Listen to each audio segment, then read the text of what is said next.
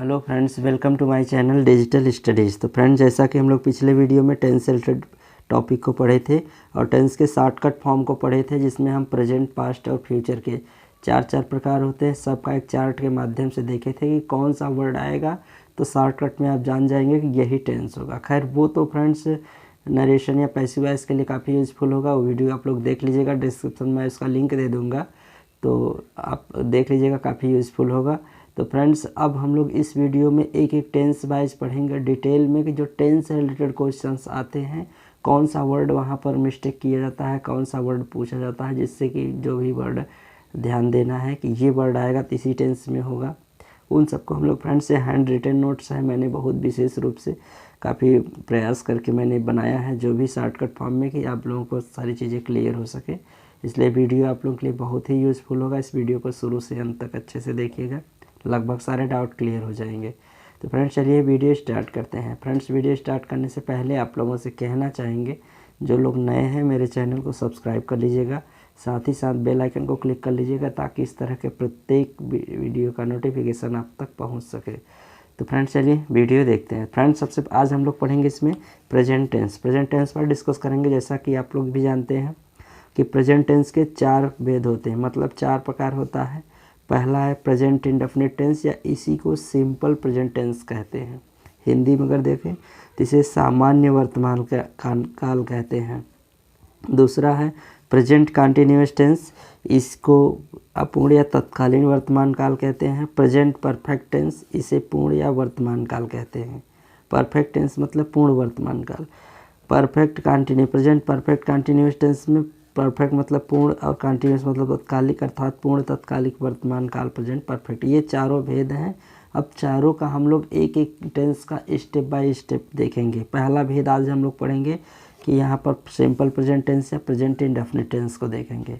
तो इसको सबसे पहले टेंस जो बना है फ्रेंड्स, उसमें सेंटेंस के माध्यम से ही उसको पहचाना जाता है। सेंटेंस अकॉर्डिंग टू जो सेंटेंस लगभग प्रयोग होता है, तो उसमें हम लोग उन सबको देखेंगे।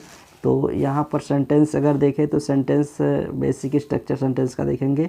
Affirmative, negative, interrogative. इंट्रोगेटिव दो टाइप का होगा, सिंगल और डबल। तो लगभग इसी माध्यम से क्वेश्चन पूछा जाता है, तो उन सब का हम स्ट्रक्चर देख लेते हैं। अफर्मेटिव सेंटेंस में जो बनेगा प्रेजेंट इंडेफिनिट अर्थात सिंपल प्रेजेंट टेंस या प्रेजेंट टेंस का। अफर्मेटिव जो सेंटेंस बनेगा वो क्या होगा, सबसे पहले एस मतलब सब्जेक्ट प्लस सब्जेक्ट के तुरंत बाद वी मतलब वर्ब, या वर्ब में यस या ईएस रहेगा। अर्थात सिंगुलर अगर वर्ब सब्जेक्ट रहेगा तो ईएस जोड़ा जाएगा, सिंगुलर अब प्लूरल यस या ईएस जोड़ा जाएगा। प्लूरल के साथ अर्थात एक वचन के साथ यस या ईएस जोड़ा जाएगा, बहुवचन के साथ कुछ भी नहीं जोड़ा जाएगा। ठीक है, बहुवचन के साथ सिर्फ वर्ब होगा, एक वचन के साथ वर्ब में यस या यस। उसके बाद ओ मतलब ऑब्जेक्ट, फिर अदर वर्ड, जो भी वर्ड अदर रहेंगे उनको हम लिख देंगे। वही चीज़ अगर निगेटिव में देखें तो निगेटिव में क्या होगा, सबसे पहले सब्जेक्ट होगा, सब्जेक्ट के तुरंत बाद डू या डज। यही डू या डज हेल्पिंग वर्ब है प्रेजेंट इंडेफिनिट टेंस या सिंपल प्रेजेंट टेंस का। डू या डज का प्रयोग होगा। जो सिंगुलर अगर रहेगा तो उसके साथ डज, सिंगुलर सब्जेक्ट है तो डज, प्लूरल सब्जेक्ट है तो डू रहेगा। अर्थात एक वचन के साथ डज का प्रयोग होगा, बहुवचन के साथ डू का प्रयोग होगा। उसके बाद नॉट, फिर वी मतलब वर्ब, फिर ऑब्जेक्ट, फिर अदर वर्ड। फ्रेंड्स, ध्यान रखिएगा कि अगर डू या डज का प्रयोग हो जाएगा तो वर्ब में यस या ईएस नहीं जुड़ेगा, ये याद रखिएगा, क्योंकि क्वेश्चन उसी में घुमा फिरा के पूछा जाता है, जिससे आप कंफ्यूज होइए। जानते रहिए लेकिन कंफ्यूज होइए, वही चीज़ बार बार पूछा जाता है। आगे हम लोग देखेंगे इंट्रोगेटिव। इंट्रोगेटिव में दो इंट्रोगेटिव हैं, एक सिंगल होता है, एक डबल होता है। सिंगल डबल क्या होता है उसे हम लोग देख लेते हैं। सिंगल इंट्रोगेटिव जो रहता है, सबसे पहले सब्जेक्ट के पहले ही डू या डज रहेगा, सब्जेक्ट के पहले ही डू या डज रहेगा, उसके बाद सब्जेक्ट रहेगा, यस मतलब सब्जेक्ट, फिर वी मतलब वर्ब, फिर ओ मतलब ऑब्जेक्ट, फिर अदर वर्ड, फिर लास्ट में मार्क ऑफ इंट्रोगेशन रहेगा।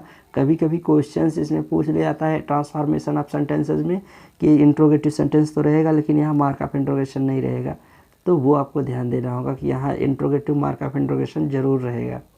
तो उन सब का स्ट्रक्चर कभी कभी ट्रांसफॉर्मेशन सेंटेंस में डू या डज बाद में दे देगा, यहाँ मार्क ऑफ इंट्रोगेशन लगा देगा, या तो चेंजिंग इसी तरह से होगा, आपको ये ध्यान देना है। डबल इंट्रोगेटिव फ्रेंड्स क्या होगा कि दो इंट्रोगेटिव वाक्य, जैसे एक डू या डज भी पहले रहेगा, उसके बाद क्वेश्चन वर्ड रहेगा। सबसे पहले क्वेश्चन वर्ड रहेगा, उसके तुरंत बाद डू या डज का प्रयोग रहेगा, उसके बाद सब्जेक्ट होगा, उसके बाद वर्ब होगा, ऑब्जेक्ट होगा, other word, mark of interrogation. Question word क्या होते हैं? क्वेश्चन वर्ड होते हैं जैसे व्हाई होते हैं, व्हेन होते हैं, व्हाट होता है, हु, इस सब से जो वाक्य स्टार्ट होता है तो वो क्वेश्चन वर्ड होता है। इसलिए ये 2 वर्ब है, इसलिए डबल वर्ब हो गया। तो फ्रेंड्स इस तरह से बेसिक स्ट्रक्चर होगा जिसके माध्यम से सेंटेंस बनते हैं। अब टेंस में और भी क्या होते हैं उन सबको देखते हैं। ऐसा है कि ये सब चीज़ें क्लियर होगा। फ्रेंड्स अगर क्लियर नहीं होगा तो कमेंट बॉक्स में कमेंट ज़रूर करिएगा, जो भी चीज़ें समझ में नहीं आया होगा हम हर कमेंट का रिप्लाई देंगे और नेक्स्ट वीडियो में सबको सुधारने की कोशिश करेंगे। फिर हम लोग देखते हैं फ्रेंड्स, अब रूल्स में हम पढ़ते हैं। पहला देखते हैं सिंपल प्रेजेंट टेंस, अर्थात पहला रूल है कि सिंपल प्रेजेंट टेंस का प्रयोग क्या होता है? हैबिचुअल और रेगुलर या रिपीटेड एक्शन, नियमित या स्वाभाविक कार्य, जिसको हिंदी में कहेंगे हैबिचुअल मतलब आदत होता है, रेगुलर और रिपीटेड मतलब नियमित या स्वाभाविक कार्य को एक्सप्रेस करने के लिए किया जाता है। अर्थात सिंपल टेंस का वाक्य का अर्थ चाहे जिस टेंस में रहे, लेकिन अगर वाक्य हैबिचुअल, रेगुलर और रिपीटेड के रूप में है तो वो हमेशा सिंपल प्रेजेंट टेंस होगा। अब आपको कैसे पता चलेगा कि ये हैबिचुअल, रेगुलर? क्योंकि अगर आप अर्थ नहीं निकाल पाएंगे तो आप वर्ड के अकॉर्डिंग हम समझा देंगे, आपको बता देंगे कि वर्ड जो आ जाएगा आपको यही वर्ड याद रखना है। ये वर्ड अगर रहेगा तो हैबिचुअल या रेगुलर या रिपीटेड में रहेगा, तो उनके माध्यम से आप आसानी से समझ सकते हैं। और ये आपको हमेशा सिंपल प्रेजेंट टेंस में ही रखना है। वो क्या होते हैं? टाइम, एक्सप्रेशन, एडवर्ब होते हैं। जो हैबिचुअल, रेगुलर और रिपीटेड होते हैं वो टाइम, एक्सप्रेशन, एडवर्ब होते हैं। वो देखिए यहाँ पर जैसे क्या है, always, often, some time, generally, usually, seldom, never, hardly, habitually और daily, every day, every night, every week, every month, इन सबसे रिलेटेड और भी रहेंगे। Every month, every year, every week, every month, every year, friends ये सब रहेगा। Every week, every a day, once a day, twice a day, कुछ भी रहे इस तरह से। इस तरह का अगर कोई वाक्य अगर आ रहा है तो आपको वो समझना वो किस में है, हैबिचुअल और रेगुलर या रिपीटेड फॉर्म में को एक्सप्रेस किया जाता है, अर्थात उसके फॉर्म में होता है। तो ये सब का प्रयोग होने पर वो हमेशा सिंपल प्रेजेंट टेंस में ही यूज होता है। अर्थात ये जो होगा वो सिंपल प्रेजेंट टेंस या प्रेजेंट इंडेफिनिट टेंस। जैसे एग्जांपल्स में हम लोग देखते हैं, Mukesh goes to bed at 10 PM, अर्थात 10 PM यहाँ टाइम पर डे दे रहा है कि टाइम पर मुकेश बेड पर 10 बजे पर डे जाता है, तो जाता है। इसलिए यहाँ पर देखिए प्रेजेंट टेंस अर्थात वर्ब में सिंगुलर है, इसलिए यस या ईएस जोड़ दिया गया है।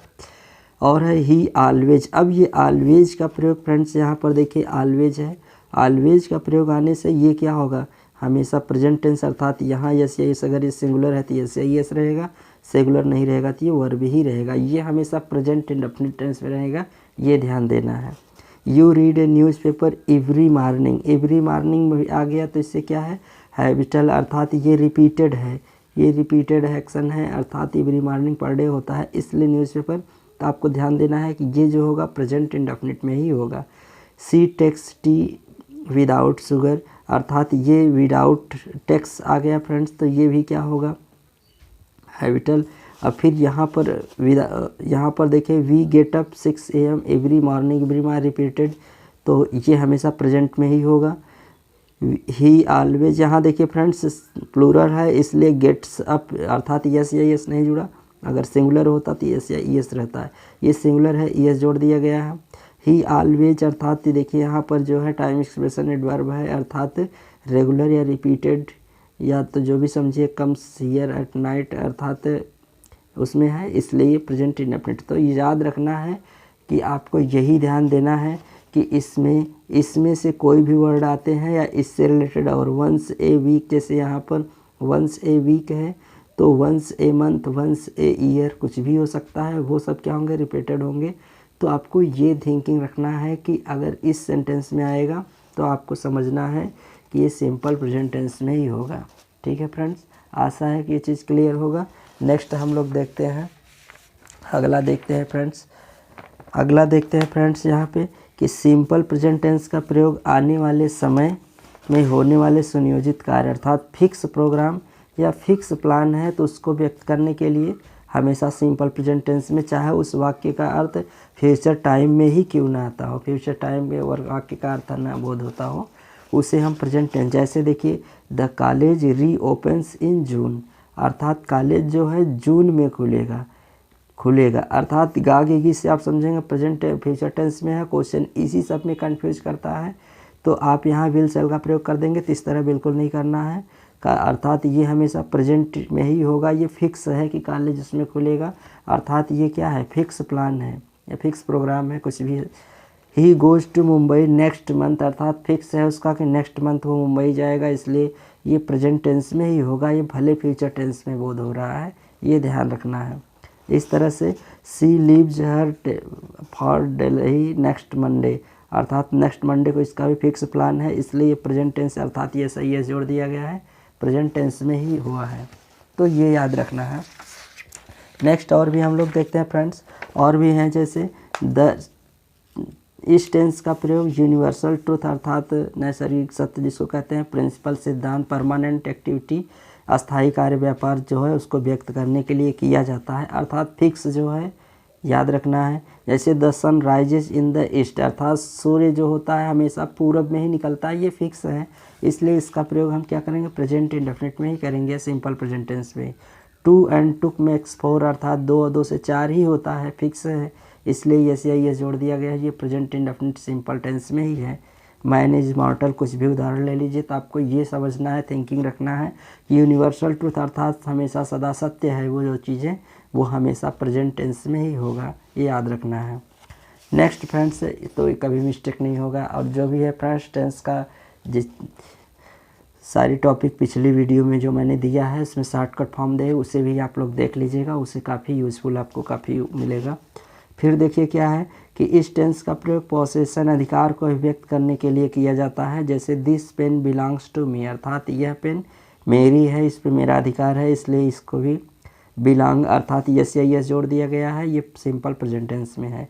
आई है बेकार, मेरे पास एक कार है, उस पर एक मेरा अधिकार है, अर्थात अधिकार को व्यक्त करना होगा, तो वहाँ पर ये सिंपल प्रेजेंट टेंस का ही प्रयोग होगा। तो फ्रेंड्स अगला हम लोग आगे देखेंगे जो मोस्ट इम्पॉर्टेंट है, लगभग इससे क्वेश्चन आते रहते हैं। तो इसमें क्या है कि कंडीशनल सेंटेंस अर्थात शर्त सूचक वाक्य जो होते हैं उसमें 2 क्लाज होते हैं। पहला जो होता है वो प्रिंसिपल क्लाज और दूसरा होता है सबऑर्डिनेट क्लाज होता है।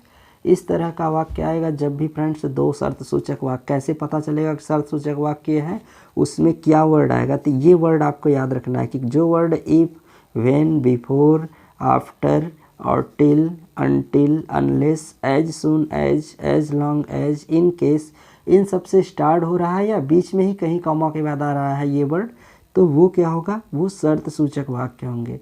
अर्थात यहाँ से सबऑर्डिनेट क्लाज स्टार्ट होता है, इसके पहले का जो वाक्य होगा वो प्रिंसिपल क्लाज होगा। जैसे अभी हम उदाहरण में देखेंगे तो ये सब आएगा, तो हमेशा सबऑर्डिनेट क्लाज को सिंपल प्रेजेंट टेंस में ही प्रयोग किया जाएगा, जबकि फ्यूचर जो प्रिंसिपल क्लाज होगा उसके पहले का उसे फ्यूचर सिंपल फ्यूचर या फ्यूचर इंडेफिनिट में यूज किया जाएगा। जैसे यहाँ पर देखिए एक उदाहरण है, if you run fast, if you run fast you will win the race, यदि तुम दौड़ोगे, तेज़ दौड़ोगे तो तुम जल्द रेस को जीत जाओगे, यदि तुम तेज़ दौड़ोगे तो रेस जीत जाओगे। अर्थात यहाँ पर देखिए 2 वाक्य हैं, एक यदि इफ़ यू रन फास्ट, दूसरा यू विल विन, 2 हैं।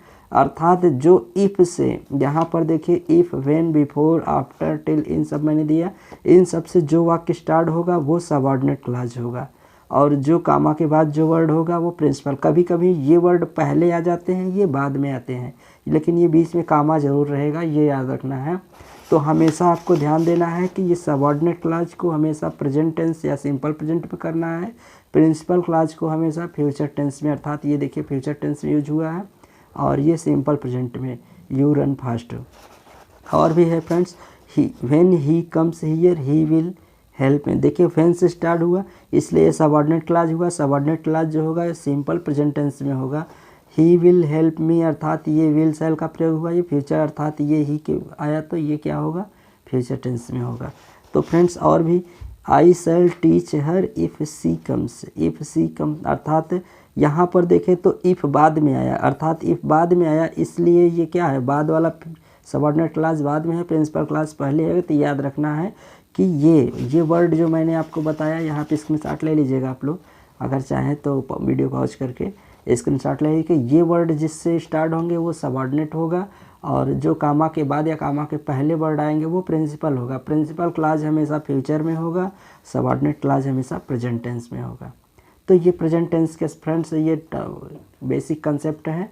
लगभग सारी हमने टॉपिक प्रेजेंट इंडेफिनिट टेंस या सिंपल प्रेजेंट टेंस का कवर कर लिया है। तो फ्रेंड्स इस तरह से मैं एक एक टेंस का पर डे एक वीडियो बनाऊंगा, जिससे आप लोग सारी चीज़ें आसानी से क्लियर कर सकिए आराम से। तो ये रहा फ्रेंड्स मेरा आज का वीडियो। मेरा वीडियो कैसा लगा फ्रेंड्स उसे लाइक करिएगा, अपने फ्रेंड्स में ज़्यादा से ज़्यादा कमेंट कर शेयर करिएगा। फ्रेंड्स अगर जो चीज़ समझ में नहीं आएगा होगा उसे कमेंट ज़रूर करिएगा, ताकि हम उस कमी को अच्छे से दूर करके आपको नेक्स्ट बार हम और भी अच्छा ट्रिक लाने की कोशिश करूँगा। मिलते हैं तब तक के लिए नेक्स्ट वीडियो में। Thank you.